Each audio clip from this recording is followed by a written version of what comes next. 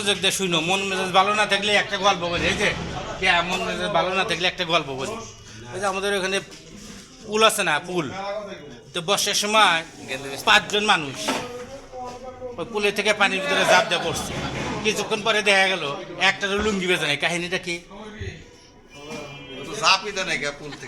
না না, ঝাঁপ দিছে, পানিতে ঝাঁপ দিছে, ঝাঁপ দিয়ে পুকুরের এপার থেকে, পুলের এপার থেকে ওপার হয়ে গেছে, কিন্তু কিছুক্ষণ পরে দেখা গেল একটারও লুঙ্গি বেঁচে নাই। পানির মধ্যে যাবে।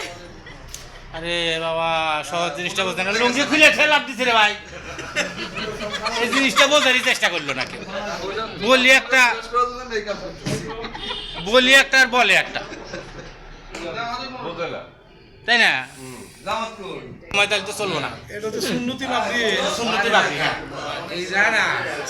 আসসালামু আলাইকুম বন্ধুরা, সব ভালো আছো তো? না বান্দারি না,